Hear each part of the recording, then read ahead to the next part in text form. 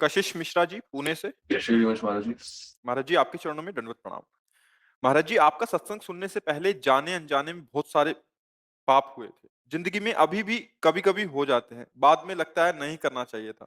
महाराज जी, मैं इस लायक लाडली जी मुझे कब बनाएँगी? मैं रोज़ नाम जप करने का प्रयास तो करता हूँ, बट अभी भी मेरे से पाप हो जाते हैं। बाद में बहुत ही दुःख होता है कि श्री कृष्ण देख रहे हैं, तू ऐसा नालायक। मैं कैसे लायक बनूँ महाराज देखो, जी? हम ये प्रोत्साहन दे रहे हैं आपको। पहले था आप अपनी गलतियों को गलती मानते ही नहीं थे। समझ रहे हैं ना? आज है कि आप अपनी गलतियों को गलती मानने लगे हैं। मतलब सुधार हुआ है ना? आप जहाँ 100 थी, वहाँ 20 रह गईं। 20 में भी आप दुखी हो कि मेरी गलतियाँ चली जाएँ। इसका मतलब सतमार्ग का प्रकाश हो रहा है। आपका हृदय पवित्र हो रहा है। पर अब यहाँ ध्यान देना है।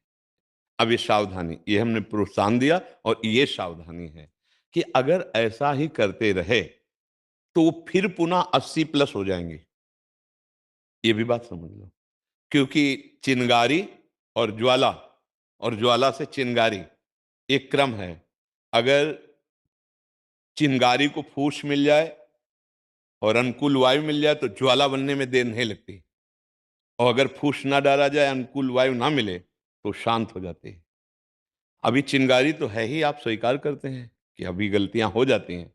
तो इन गलतियों के होने का जो संयोग बनता है, उन पर आप नजर कीजिए और उससे दूर हटिए। नहीं तो ज्वाला बनने में देर नहीं लगेगी। पहले तरंग आती है, फिर पूरा हृदय भर जाता है समुद्र की तरह उसी दोष से।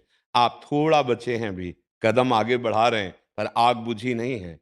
नाम जप कीजिए और धर्मयुक्त भोग भोगिए। आप गृहस्थ में हो, यदि आपका ब्याह हो चुका है तो आप पाणी ग्रहण संस्कार की पद्धति के अनुसार गृहस्थ में जिए। आप दूसरी माताओं बहनों की तरफ गंदी दृष्टि रोकिए, नहीं तो बेविचारी की शुभ गति नहीं होती।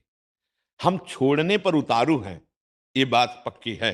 हमसे चूक होगी तो अपने घर में होगी, बाहर नहीं होगी। ये बात ध्यान रखो। बाहर करना वो चूक नहीं कहा जाता, वो अपराध बनता है।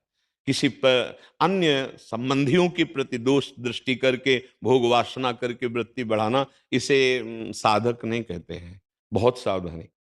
यद्यपि प्रोत्साहन इसलिए दिया कि आप 100 से 20 में आ चुके, 80 छोड़ रहे हैं, पर वो कोई खास बात नहीं, क्योंकि 20 को 100 बनने में देर नहीं लगती है। छोड़ने में आपको सालों लग सकते हैं, लेकिन वहां पहुंचने में, पुनः उसी स्थिति में आने में 5 मिनट लगते हैं। वो पूरा हृदय विषयी हो सकता है। इसलिए आप सावधान रहिए, अपने को एक सीमा में रख लीजिए। और ऐसा नहीं कि हम नहीं छोड़ सकते, आप छोड़कर दिखा रहे हैं ना अपने अंदर। आप कुछ तो छोड़ दिए ना। तो ये मन है, जब आप छोड़ने को होगे तो उदास होने लगेगा। ये आपका साथ देना बंद करेगा, ये आपको निराश करेगा। आप इसकी चालबाजी से हारिएगा नहीं, ये आपके अनुकूल ही बनना पड़ेगा, क्योंकि आपके बिना ये कुछ नहीं कर सकता है। और अगर इसको आपने कहीं नाम जप में लगा दिया और संयम में ले आए, तो आप जीवन मुक्तता की तरफ बढ़ जाएंगे गृहस्थ होते हुए। नहीं तो इस सबको फंसाकर भ्रष्ट ही किए हुए है। ऐसी स्थिति ला देता कि मैं भोग के बिना जी नहीं सकता। लिख लो। ऐसी स्थिति ला देगा कि मैं इस नशा के बिना, इस व्यभिचार के बिना, इस खाद्य के बिना मैं रह नहीं सकता। आप कुछ भी हो, इतना कमजोर कर देगा। आज तो कम से कम सत्संग का बल आपके अंदर जागृत हुआ कि आप लड़ना शुरू कर दिए, आप उसको परास्त करने की चेष्टा कर रहे हैं। नहीं तो ये इतना दबा देता है, उत्साहहीन कर देता है कि वो व्यक्ति, अब मैं नहीं जी सकता, अब मर भले जाऊं, मैं ये नहीं छोड़ पाऊंगा। उसके अंदर ऐसी कमजोरी पैदा कर दे। अभी तो धन्यवाद है कि आपको सत्संग के वचन पालन करने का उत्साह बचा है। नहीं तो अध्यात्म विहीन जीवन, नारकी जीवन ये मन बना देता है। तो हमें सावधान रहना है, कहीं जो हम कदम आगे बढ़ा चुके हैं फिसल कर वहीं ना पहुंच जाएं। और अगर एक बार फिसल कर वहां पहुंच गए तो दोबारा उत्साह आना बहुत कठिन होता है। लगता है यार देखो, कई महीने से हम ऐसे चल रहे थे, फिर हम भ्रष्ट हो गए, इसका मतलब हम नहीं निकल पाएंगे। फिर उन्हीं भोगों में वो प्रियता कर बैठता है। कमजोर मत बनना। हम कई बार एकांतिक में और सत्संग में कहा कि अगर 1000 बार हम हार भी गए ना, तो उसके ऊपर भी हम उठने की योग्यता रखते हैं, क्योंकि हम अविनाशी भगवान के अंश हैं। इस शरीर में फंस गए हैं, अब मुझे हटना है। 1000 बार अगर हमें काम गिराता है, क्रोध गिराता है, तो हम ढीले नहीं पड़ेंगे। हम भगवान नाम की कमर कसेंगे और इस भव समुद्र से पार होंगे। बात समझ रहे हैं आप? हाँ, पर जो गलती है उसे गलती मान रहे हो तो बचने का प्रयास कीजिए। अगर आप बचना चाहें तो आपको कोई कैसे फेल कर सकता है? हम लोग बचना नहीं चाहते। हम लोग की 100 में इतना तो चलेगा। वो जितना तुम बनाए रखे हो उतना ही बना है। नहीं, अगर आप लकीर खींच दो कि नहीं तो आपको कोई गिरा नहीं सकता, पक्का समझो। कैसे कोई गिरा सकता? मुझे नहीं भोगना, मुझे नहीं खाना है, मुझे नहीं पीना, पूरा जीवन हो जाएगा, कोई आपको परास्त ही नहीं कर पाएगा। पर हमारे अंदर एक कमी रहती है, उसमें सुख बुद्धि रहती है। अंदर बाहर से तो हम त्यागना चाहते हैं, पर अंदर से हमारे अंदर उसमें सुख बुद्धि है, वो सुख बुद्धि हमें गिरा देती है। फिर बाद में पश्चाताप होता है, क्योंकि जो हमने चिंतन में सुख पाया वो क्रिया में नहीं मिला। फिर लगता है कि नहीं नहीं गलत है, फिर रोकना चाहते, फिर थोड़ा समय हुआ, फिर चिंतन बनता है उसका। ये खास बात ध्यान रखनी है, जब हमको मन गिराता है उस समय हम भगवान को भूले हुए होते हैं। अगर उसका चिंतन न बनने पावे तो कोई भी भोग परास्ती नहीं कर सकता। जहां हम उसके ध्यान में, उसके चिंतन में डूबे, तहां शक्ति प्रकट हुई, संकल्प बना, क्रिया बनी, बस नष्ट हो गई, यही होता चला जा रहा है। तो चिंतन को रोकने के लिए हम बार बार सबसे प्रार्थना करते हैं, कोई कठिन बात नहीं। जहां आपका गलत चिंतन होने लगे, नाम कीर्तन करने, उस समय नाम जप नहीं चलेगा, उसमें नाम कीर्तन करे। मन आपको रोकेगा, मत करो नाम कीर्तन। देखो हम तुम्हें सुख प्रदान करने वाली बात बता रहे हैं, इसका चिंतन करो, इसका संकल्प करो। और आप सावधान रहें, अगर नाम चल रहा है, नाम कीर्तन चल रहा है, नहीं उसमें मन लग रहा तो सत्संग सुनने लगो। नहीं हो रहा तो उस संयोग से हट जाओ, जहां भ्रष्ट होने का संयोग आए, हट जाओ, बिल्कुल हट जाओ, दूर हट जाओ। जैसे किसी की गोद में काला सर्प गिरे, कोबरा सांप गिरे, तो वो बिना विचार के पहला काम करेगा, फटक देगा दूर, करेगा ना? ऐसे ही अधर्म युक्त यदि विषय सेवन का नंबर है तो भाग पड़ो। जैसे सांप को देखकर भागे, ऐसे भाग पड़ो, फिर बाहर विचार तुम्हारा ठीक हो जाएगा। अगर उसके संयोग में रहे तो नष्ट हो ही जाएंगे, क्योंकि इतना ज्ञान नहीं है कि जित संग दोषा, वो दोष युक्त क्रिया का संग हो रहा है, आप अपने स्वरूप में स्थित हैं। इसलिए सावधान रहिए और ये ढील मत दीजिए कि हमने 80 छोड़ दी है, अब 20 रह गई। 80 होने में, प्लस होने में देर नहीं लगेगा, ये माया है। जब तक कोई भी भोग वासना है तब तक उपासक को धर्मयुक्त भोग भोगना चाहिए, चाहे गृहस्थी में हो, चाहे विरक्ति में हो।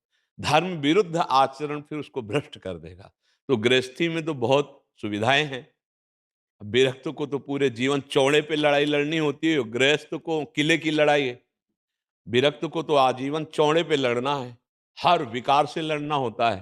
तो इसलिए धन्यवाद है आपको कि आप गृहस्थ में होते हुए भगवत मार्ग में चलने की चेष्टा कर रहे हैं, पर वो सावधान रहिए। महाराज जी, हमें गृहस्थ में नहीं जाना है, हमें विरक्त रहना है। तो अगर हम हमारे माता पिता से थोड़े वो हो जाएंगे कि ये गृहस्थ में जा रहा है, तो ये पाप हमें। माता पिता की सेवा के लिए कौन है?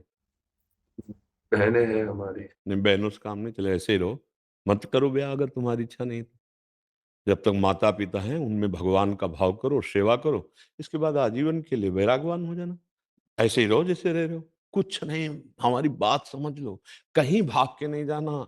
कोई बाहरी परिवर्तन से भगवान नहीं मिलते, उद्देश्य के परिवर्तन से भगवान मिलते हैं। अपने माता पिता को भगवान समझ लो और उन्हीं की सेवकाई करो, और जब शरीर पूरा हो जाए तो आप आचार्य परंपरा से, किसी भी आचार्य परंपरा से वेश ले लो और भिक्षावृत्ति से जीवन निर्वाह करो। पर माता पिता की सेवा बच्चा भगवान की सेवा है। अब तुम विरक्त हो जाओ और बहनें सेवा ना करें तो बूढ़े माता पिता का ये जीवन फिर कष्ट। देखो, एक समय होता है जब हम अपनी बिल्कुल सेवा नहीं कर सकते, तब तक मेरी माँ ने सोच उठाई, अपना दुग्ध पान कराया, लघु शंका उनके ऊपर कर दी, तो उन्होंने कभी बुरा नहीं माना, हमारी सेवा करके इतना बड़ा किया। अब उनकी अवस्था आ रही कि वो बिस्तर पर शौच कर सकते हैं, लघु शंका कर सकते हैं, वो स्वयं पानी नहीं ले सकते। अब हमारा नंबर आया है, अब हमको ये सेवाएं करनी है। कभी हमको ऊबना नहीं है, वो हमें गाली दें तो हमें नाराज नहीं होना है। देखो, छोटे बच्चे को देखो, जब वो उस माँ के अनुकूल वो वृत्ति नहीं करता, माँ को पीटने लगता है। छोटा बच्चा है ना, चढ़ा गोद में है और माँ, ऐसा लगा कि हमें ये चाहिए और नहीं दिया, तो माँ को पीट रहा है, तो माँ क्या करती है? हंसती है। अब आपका नंबर आ गया। वो गाली दे सकते हैं कि ये कोई सेवा नहीं करता है, आप कहोगे कि हम रात दिन इनके लिए तो सेवा कर रहे हैं, हमारी निंदा कर रहे हैं। नहीं, निंदा सहो, गाली सहो और उनकी सेवा कर लो, तो ज्यादा आपको परिश्रम नहीं पड़ेगा भगवत प्राप्ति में। हमारी बात मान लेना, वही भगवान है, माता और पिता के हृदय में। हाँ, राग रहित हो जाओ, ऐसे ही रहो जैसे। देखो, प्रणाम नमस्कार, बहुत भजन जाता है इससे। ये कोई खिलवाड़ ना समझो। जैसे संत वेश में है ना, तो कोई भिक्षा देता है वो भजन ले जाता है, कोई प्रणाम करता है वो भी भजन लेता है। यहाँ फ्री कुछ नहीं है, देना पड़ता है। ऐसे नहीं कि कोई प्रणाम कर रहा है आप, नहीं, आपका भजन जा रहा है, कोई आपको कपड़े दे रहा है, कोई आपके पैर छू रहा है। तो संतों का क्या होता है, सारा सुकृत लोक मंगल के लिए चला जाता है, और दुष्कृत निंदा करने वाले जो पूर्व का जमा होता है, पाप और पुण्य रहित वो भगवत प्राप्त हो जाते हैं। वो शुभ और अशुभ दोनों के त्यागी होते हैं। तो आप गृहस्थ में आपको कोई प्रणाम नहीं करेगा, आपको कोई जान नहीं पाएगा, इतने बड़े भगत हो। आपकी पूंजी पूरी जमा रहेगी, और अपनी मेहनत से कमाओ और माता पिता की सेवा करो, नाम जप करो। आगे चलकर विरक्त भाव प्रगट में ले लेना, अभी अंदर से विरक्त रहो। ठीक समझ रहे ना? भागना मत, माता पिता को छोड़कर मत भागना, अगर मेरी बात मानते हो। आजकल नए बच्चे सबसे बड़ा अपराध यही कर रहे हैं कि जहां माता पिता को अनुकूल करके संपत्ति लिखा ली, धक्का मार के बाहर कर दिया। तो तुमको भगवान ऐसी जगह धक्का मारेंगे कि तुम खड़े भी नहीं रहोगे। बहुत प्रचंड वो हैं, तिनकर काल रूप में भ्राता, दंड विधान करने वाले बड़े न्यायाधीश भगवान है, वहां कोई घूस नहीं चलती है। और वो जब दंड विधान करते हैं तो फिर सह पाना बड़ा मुश्किल होता है। हमें लगता है अगर हम गृहस्थी में ठीक से चलें तो बिना किसी तपस्या के भगवत प्राप्ति हो जाएगी।